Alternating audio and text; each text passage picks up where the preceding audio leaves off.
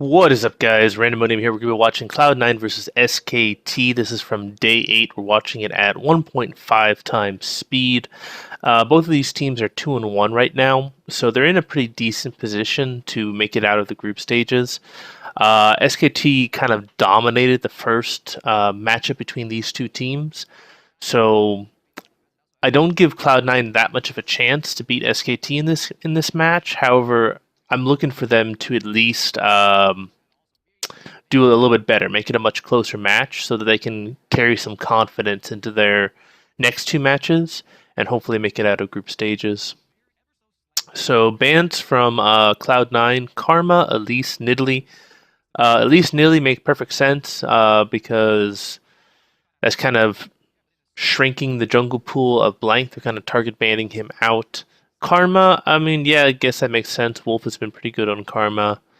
So not too bad. And then on SKT side, they go for Aurelion Sol, Syndra, and Caitlyn.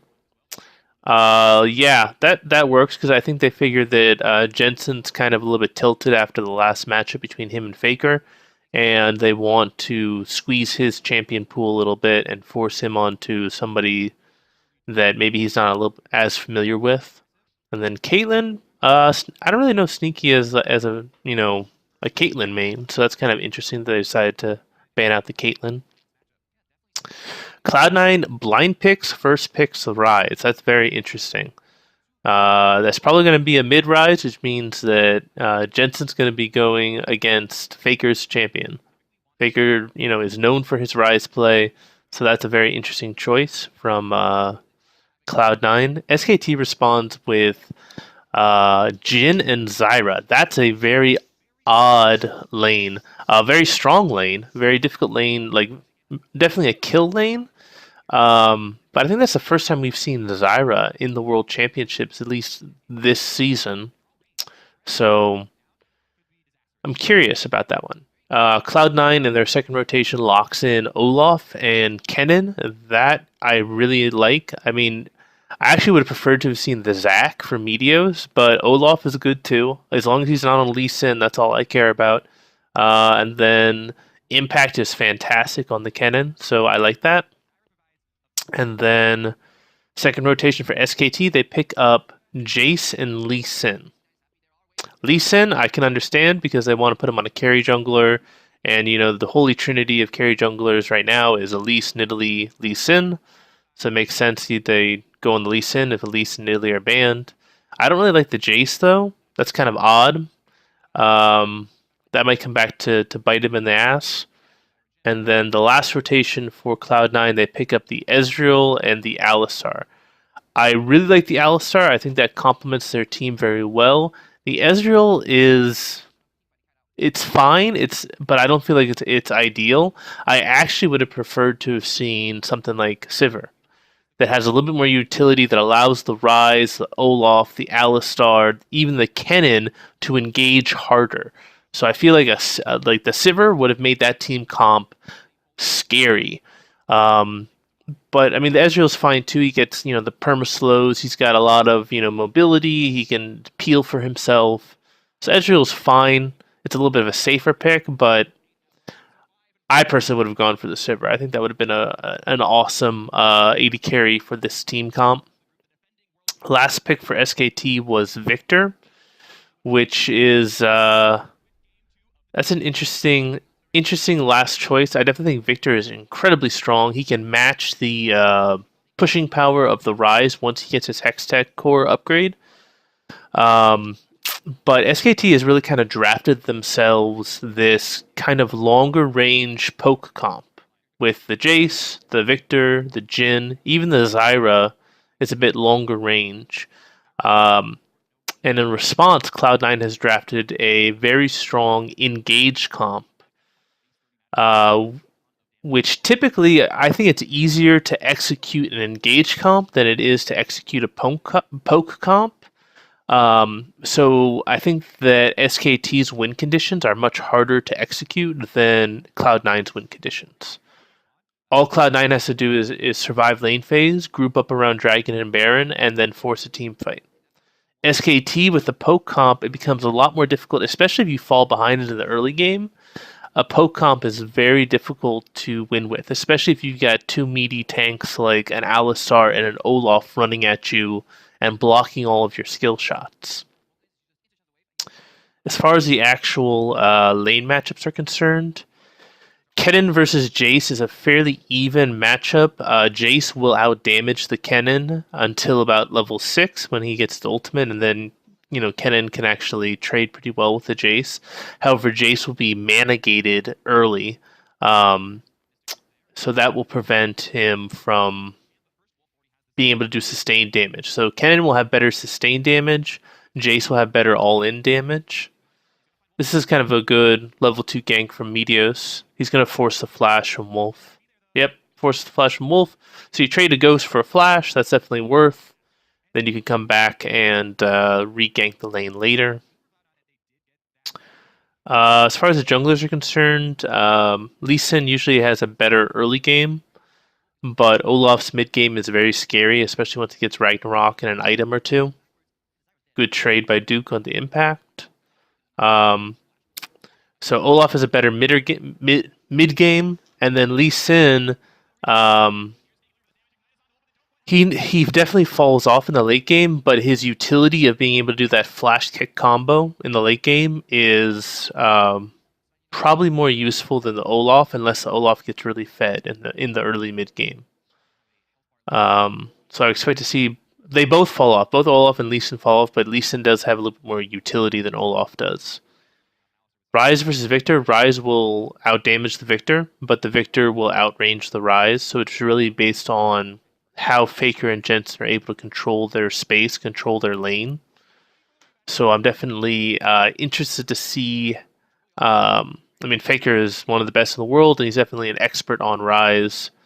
So it's going to be interesting to see how he controls the range against Jensen. I also find it very funny that Jensen is using the SKT skin against Faker, because that's Faker's champion. That's Faker's skin. Like, he got that skin because he won the world championship. Oh, this great gank from Meteos.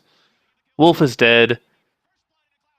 Sneaky survives. He does not use his summoner heal, so that's fantastic. So not only did SKT use their summoner heal, but they also died.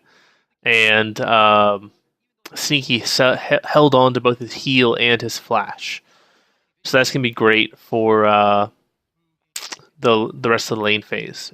And then the last lane that we haven't talked about yet was Ezreal Alistar versus Jhin Zyra.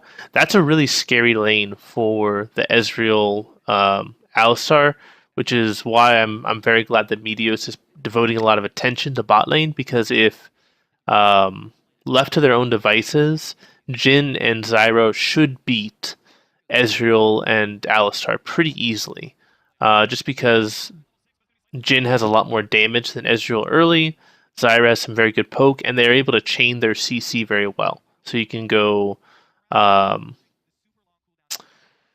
if any of Zyra's plants hit anything, then Jhin can use his Deadly Flourish, then Zyra can use her Root, and you can just pretty much just chain CC over and over again. And then Alistar will always struggle against a ranged support until he gets his ultimate. You can see, yeah, they're able to trade, knock him down a little bit.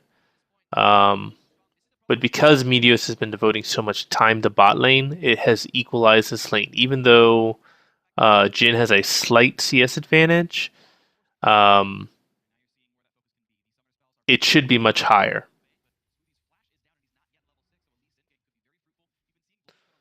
That's kind of surprising that Impact is outfarming Duke, and then in mid lane is also pretty even.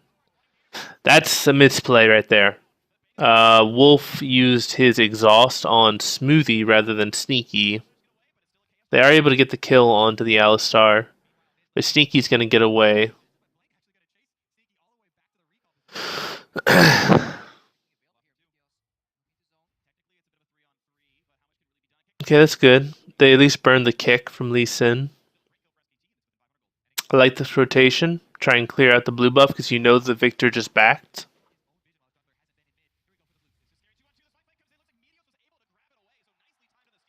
Good job. Good job by Meteos to get the smite.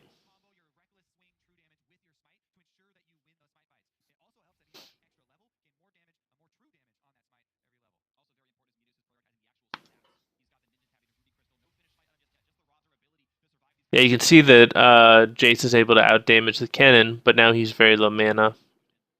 If I was Kennen, I'd be looking to all in him very shortly. This is a good roam by Smoothie and Meteos. Good disengage by Duke. I think he's still dead though. Yep. Good job. Very good rotation from Cloud9, and both Jensen and Sneaky are pretty safe. There's not much of a play that SKT could make to counter that play. Good job. So this is pretty good for Cloud9 so far. They're 1,000 gold up, but they really need to get that first tower gold. If they can get that first tower gold, then they'll be in a really good spot to possibly win this game against SKT.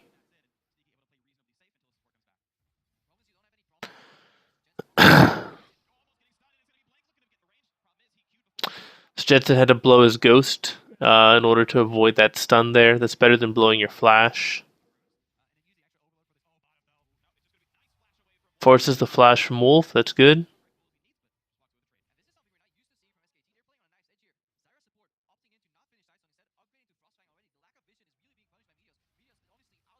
This is fine. Get an air Drake. They really need that first tower gold.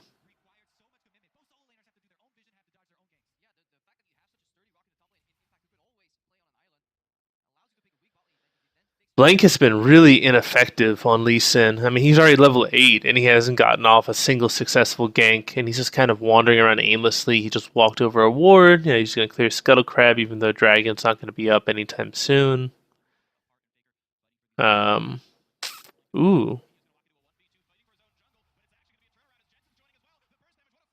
Good job. Oh, great roam by Smoothie. Well done. And both Impact and Duke used their teleports and canceled them. Actually, it looks like Duke canceled his teleport. Impact did not. So that's actually favorable for Duke in top lane. Ooh, looks like they're going to set up a dive in bot lane. I really like this. They should be able to get some good damage on the tower.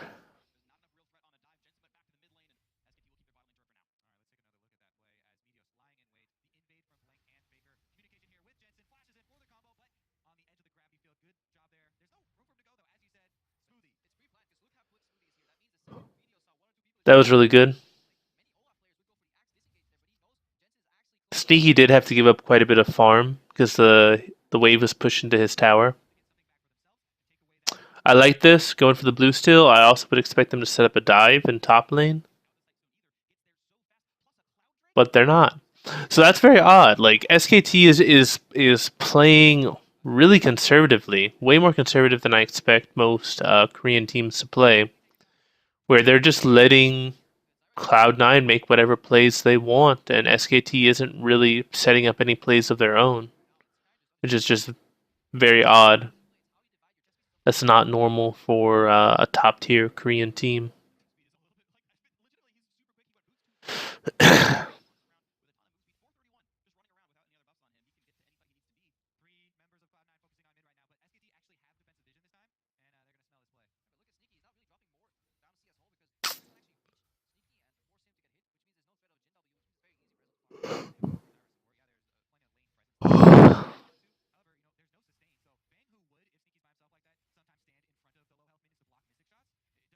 Smoothie's doing a really good job because his roams are so much more effective than Wolf, just because there's a freaking Alistar.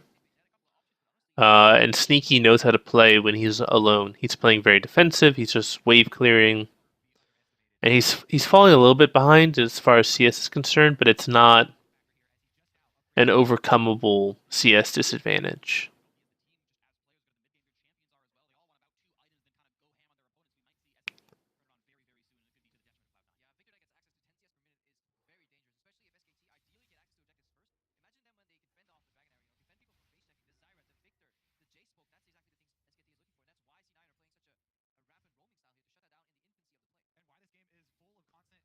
Ooh, good ult. Nope.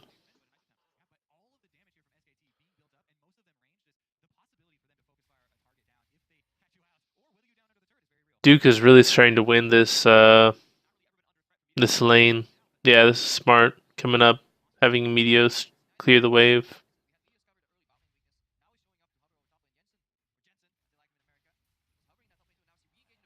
Good all in. Bang should have his ultimate though. So as soon as Smoothie's ultimate wears out, Bang could open up and possibly kill him.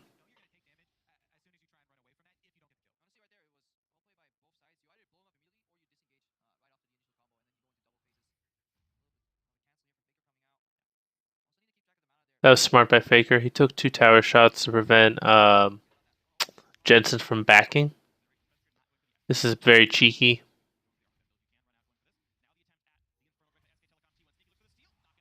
Not gonna get it, yeah. Yeah, that was definitely a misplay that Cloud9 was not set up to contest that dragon.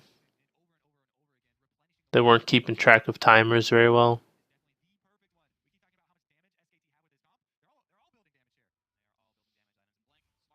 As far as drakes to get, it's probably very good that Cloud9 got an Ocean Drake because they want to engage. And it's probably very good that SKT got the Fire Drake because they want to deal a lot of poke damage. So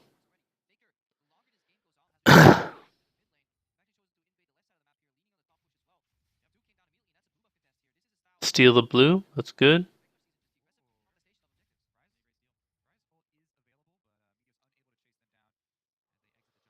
This game's been rather slow so far. Yeah, he's going down.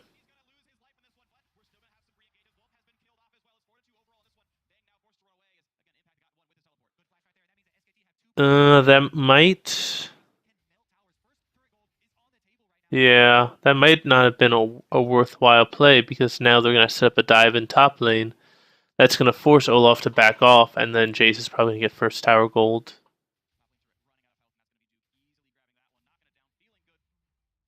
Yeah, I don't think that was worth at all. So, like I was talking about, that first tower gold is worth so much. So even though Cloud9's up 4-2, SKT now has a gold advantage over them. Let's see how this started.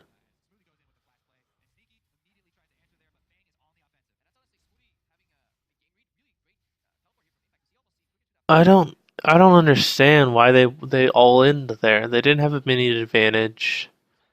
They know that the Zyra and the Jhin are going to outdamage them.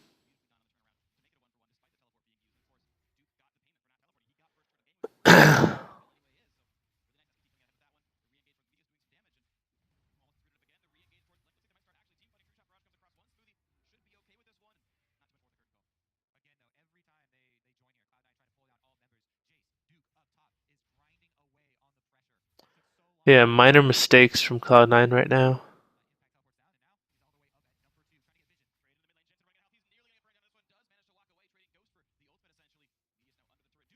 Ooh. This could fall out of control very quickly for Cloud9 if they don't start making an aggressive play somewhere on the map.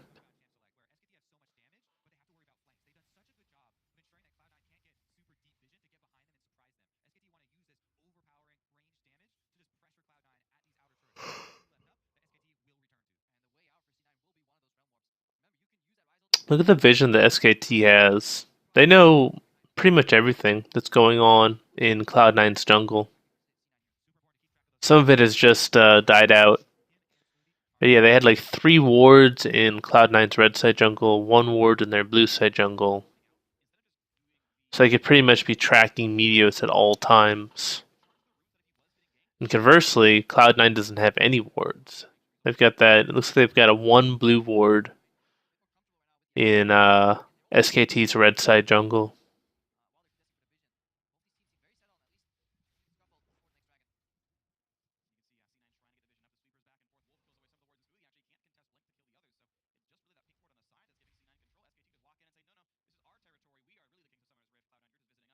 See, this is very odd because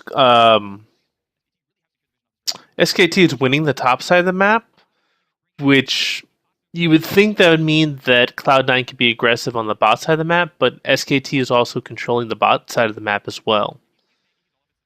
So that's very disconcerting.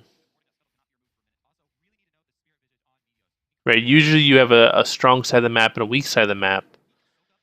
But SKT is playing like they are strong on both sides of the map. And Cloud9 is playing like they're weak on both sides of the map. So we're going to trade 1 for 1. Yeah,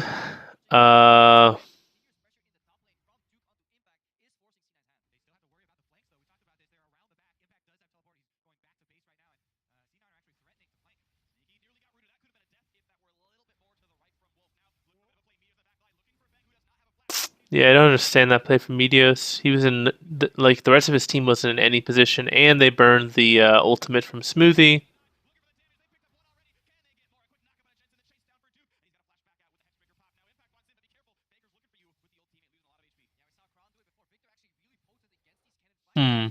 And now they're gonna give up Drake for that. Yeah, little mistakes here and there, over and over again. This is really not smart.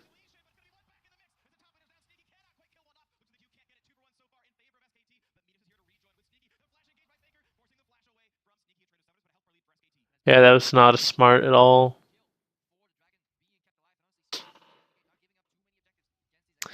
They stopped the Drake, but I mean, I don't know if it was worth it.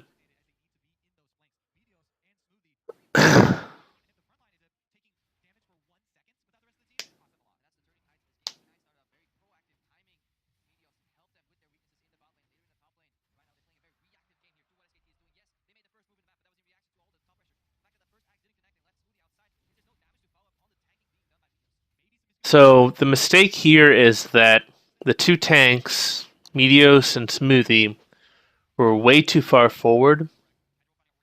So they were tanking all this damage that entire time, but there was no damage follow up from Cloud9. That's a very common mistake that you see a lot of times in ranked, is that that was actually a really good play by Jensen. Because he was able to dodge those skill shots, that's going to get Cloud9 back into the game a little bit. Man, Impact's getting destroyed right now. But yeah, if you're a tank, you can't be too far forward of your damage dealers because they're your damage dealers. You don't want to just take damage just to take it. Ooh, well done by Blank. That's going to be possibly Baron. They're running towards Baron.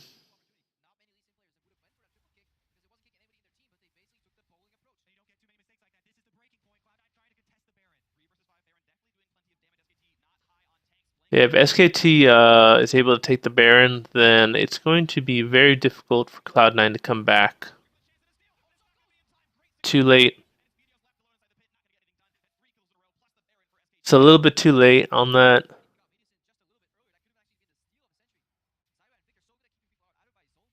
Good idea, but just too late.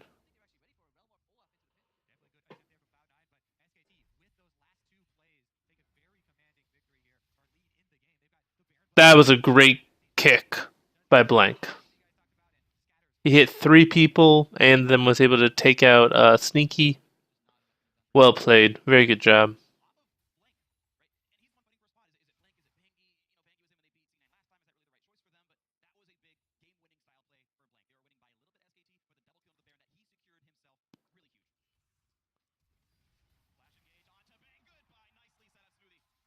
Good job. They still lose the tower though, and there's no pressure anywhere else on the map.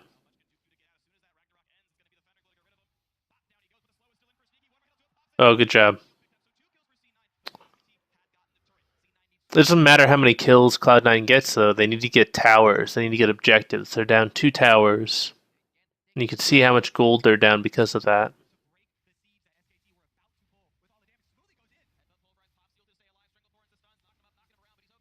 Finally, okay.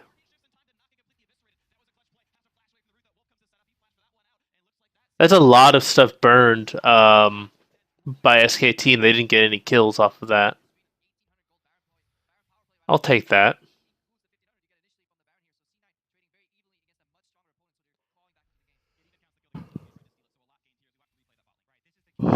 They burned the exhaust from Zyra. They burned the flash from Lee Sin in exchange for the flash for Sneaky.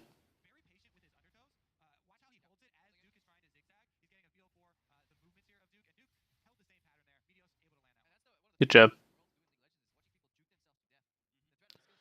Ocean Drake up in 50 seconds.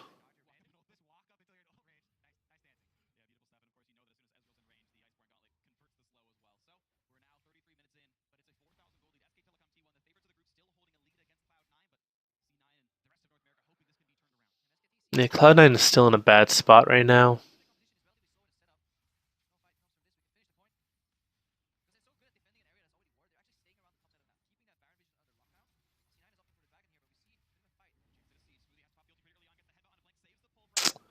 TP's coming in. That was really good by Blank. I thought he was dead. I thought it was going to be 1-for-1. And then I would have been like, yeah, that wasn't worth for SKT. That was an odd use of the Rise ult. They should be able to get Dragon off of that, but they might give up mid priority. Yeah, you can see SKT's pinging on mid lane. They might be able to get all mid tower off of that.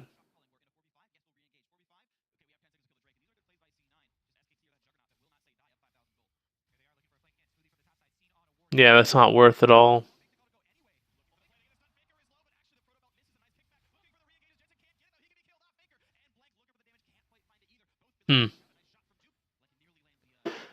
Yeah, so you saw Cloud9. They went for the Drake, and then they kind of circled down towards bot lane, and that was a mistake. That allowed SKT to go mid, take mid tower. So they traded a Water Drake for their mid inner tower, which is definitely not a good trade at all.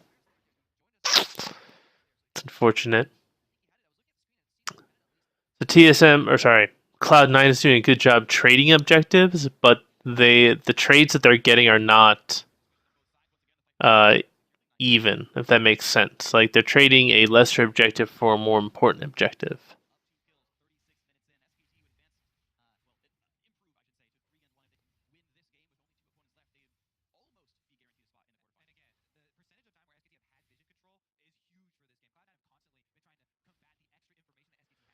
Baron's up in 20 seconds. If SKT wins that and gets the Baron, it'll at least be one inhib. It might be the actual game. The one thing that Cloud9 has in their advantage is that Impact has TP, and Duke does not.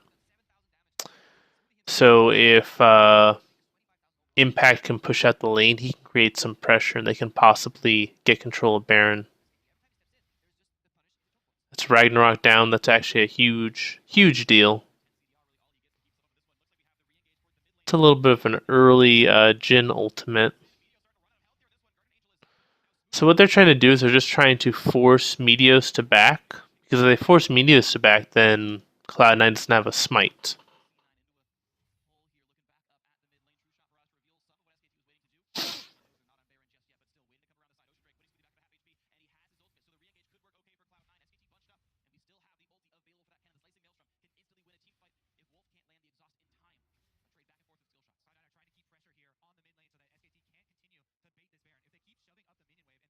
This is smart from Cloud9. So they've got bot lane pushing. They're pushing up mid lane. They're just stalling.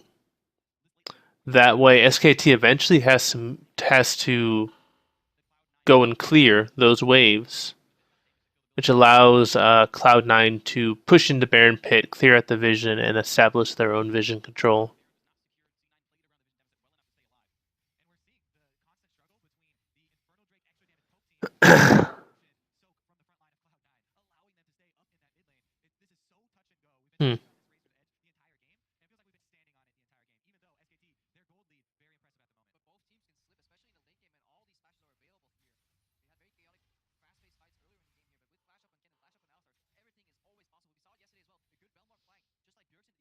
So yeah, you see SKT, they push in, they get mid control, then they clear out the vision. And the dance continues. Next Drake is Elder in 20 seconds.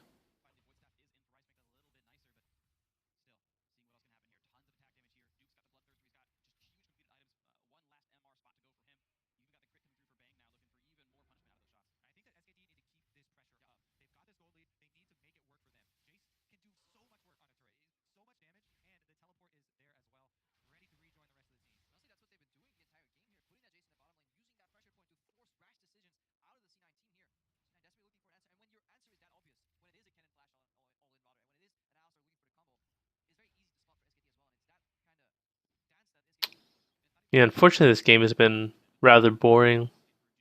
Not that much action. And not that many, like, really interesting plays that have happened. It's just been kind of very standard so far. I think both these teams realize the importance of this game. Whoever loses this is not going to get first place. Forces Smoothie to burn his ultimate and also his strength of, or what are those things called? The shield.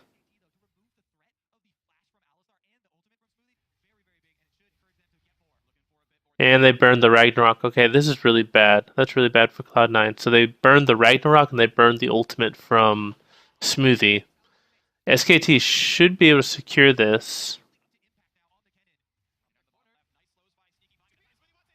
That was good, but there's nobody there.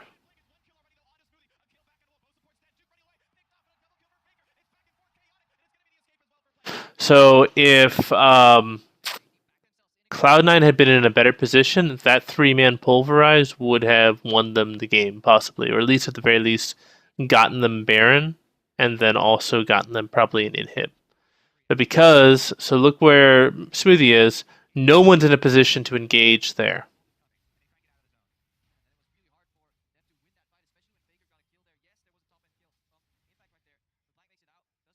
So it actually would have been better, even though like it was there, right? The 3-man pulverize is there. It would have been better for Smoothie to hold it and wait for his team to get into a little bit of a better position before he went in for the pulverize, because you only get one shot to do it. And you can be the best pulverize in the world if your team isn't there to follow up, then nothing's going to happen.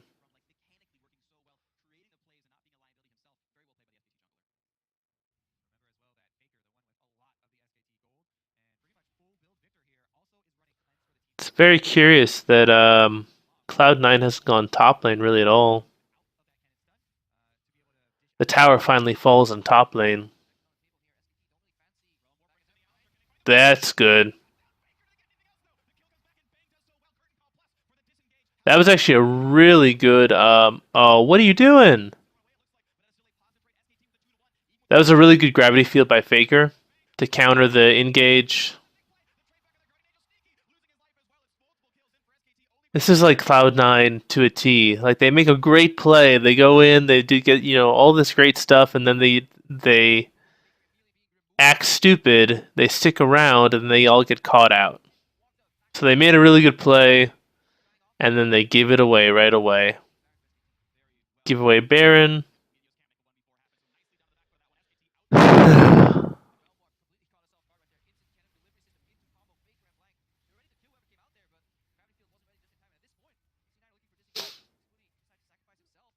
Yeah, like Smoothie walks forward. There's 4 shots. You walk forward, you're not going to survive that last shot.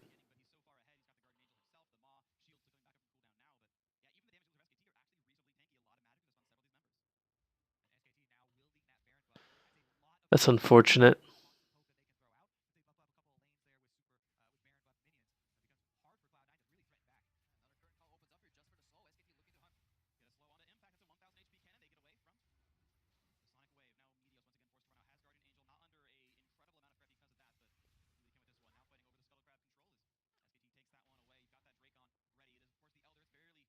There's a huge wave pushing in top lane.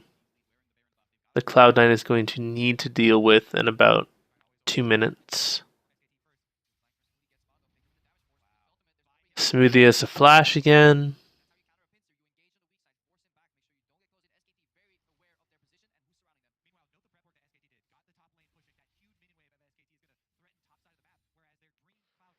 Somebody has to go top lane. Looks like Impact's going for it, or maybe not.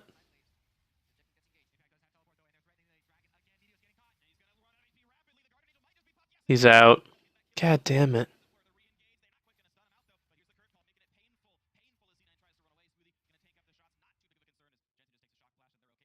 And now they have to go clear that. Like,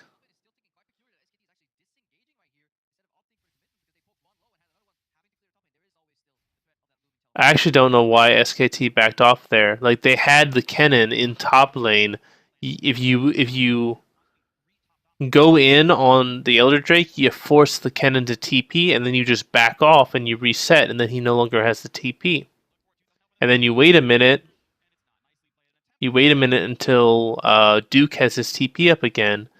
You have Duke split push. The Kennen can't compete with him, and then you just threaten it again.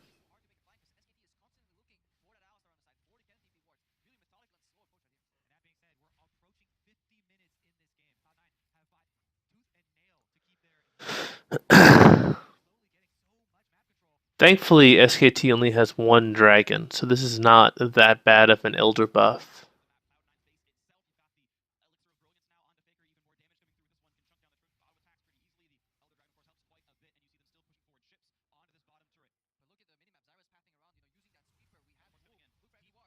Impact's going for a TP.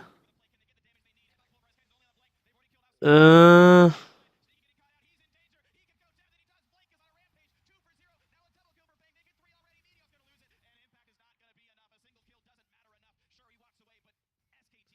I like that idea.